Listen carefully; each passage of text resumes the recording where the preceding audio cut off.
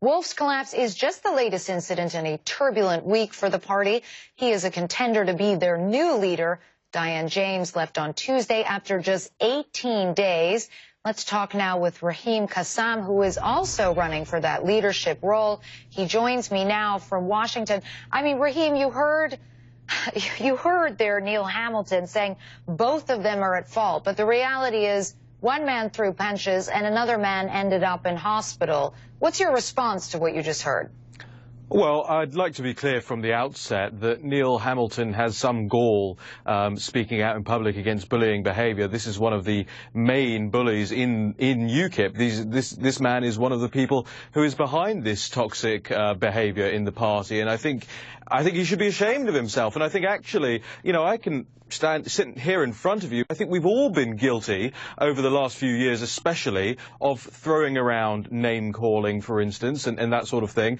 And this incident today advises us very clearly that it's time to grow up. However, this is not something that is unique to UKIP. In 2012, you had a Labour Party MP punching a Conservative Party MP and a Labour Party MP in the House of Commons. But this is a contemporary example of what UKIP's problems are. There is an existential crisis in the party. It currently doesn't know where it goes from here in a post-referendum world. The MEPs in Brussels and Strasbourg don't know what they're going to be doing for income in 2 years. There is no party leader, and so tensions are very much high at the moment inside the party, and I'm afraid it looks like it's spilled over into what I would describe as a very human event, a very regrettable event. But actually, I just got off the phone with Nigel Farage, the interim leader, and I've just exchanged text messages with Stephen Wolf a few moments ago,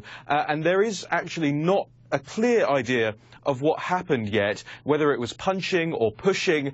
Stephen is understood to have fallen into a bar or a glass railing. I'm sorry, let me just interrupt you there. Yes. There were at least a dozen people in the room. I find it difficult to believe that nobody saw what happened.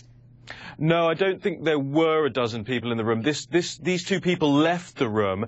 I'm not saying that there wasn't anybody standing by, and hopefully there will be CCTV footage from the Parliament building that will help clarify this stuff. But that is why Nigel has announced an investigation, rather than wild speculation as to what happened and attributing blame here and there. And it must be said, because I know these two men very well who are involved in this incident, it must be said that the person who is alleged to have pushed or punched Mr. Wolf is now denying touching him. So let's just wait till the facts come out. Let's ascertain some facts. Let's have an investigation, and then we can see how we can move positively forward as a party and avoid things like this in the future. Okay, thank you very much for your perspective, Raheem Kassam.